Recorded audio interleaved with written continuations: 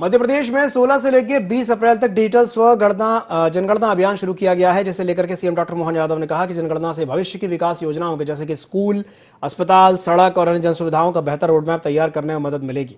साथ ही मुख्यमंत्री ने जनजातीय विकास पर जोर देते हुए कहा कि राज्य और केंद्र सरकार मिलकर जनजातीय समाज के कल्याण के लिए बड़ा बजट निर्धारित कर रही है और उनका उद्देश्य समाज को विकास की मुख्यधारा से जोड़ना है। समाज के साथ समान रूप से चलना ही सरकार का प्रमुख उद्देश्य है। बच्चों के स्कूल, कॉलेज और रोजगार के साधनों में भी निरंतर सुधार किया जाएगा। जनजातीय प्राचीन मान्यताएं, मान बिंदु और उनके क्षेत्रों में विकास की संभावनाएं बढ़ाने के उद्देश्य को ध्यान में रखते हुए सरकार लगातार जनजातीय बजट बढ़ा रही है।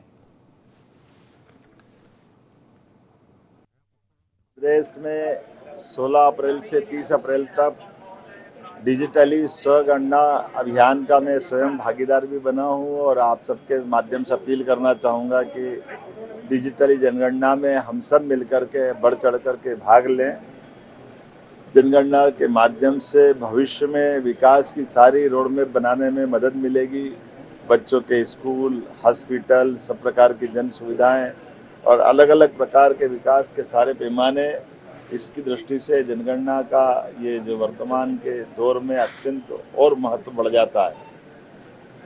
आज एक और कार्यक्रम यहाँ संपन्न हुआ। हमारे प्रदेश में देश का बड़ा हिस्सा जनजाति भाई बहनों का हमारे प्रदेश के अंदर है। ऐसे में उनके जन कल्याण की दृष्टि से भारत सरकार और मध्य प्रदेश सरकार मिलकर के अपना एक बड़ा बजट का हिस्सा रखते हैं।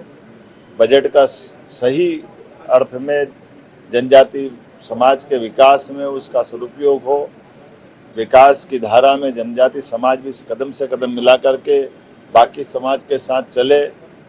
बच्चों के स्कूल, कॉलेज, रोजगार के साधन, जनजाति प्राचीन मान्यताएं, मान बिंदु, प्रत्येक क्षेत्र में विकास की जो संभावना है उस सभी बातों को लेकर के हमारी सरकार लगातार जनजाति का बजट भी बढ़ाती जा रही है। और ऐसे में भारत सरकार भी माननीय प्रधानमंत्री के माध्यम से, प्रधानमंत्री जनमन योजना के माध्यम से भी बड़े पैमाने पर आवास से लेकर सब प्रकार की राशि दे करके और उम्मीद कर रहे हैं कि हमारे समाज का ये घटक कदम से कदम मिला के चले। मैं बधाई देना चाहूँगा महामहिम के माध्यम से चलने वाली ये 2 दिवसीय कार्यशाला, जिसमें शासन के और सामाजिक क्षेत्र के लोग मिलजुल करके इसमें भाग लेकर अलग अलग सत्रों के माध्यम से हमारे इस समूचे वर्ग के श्रेष्ठता के लिए काम करेंगे।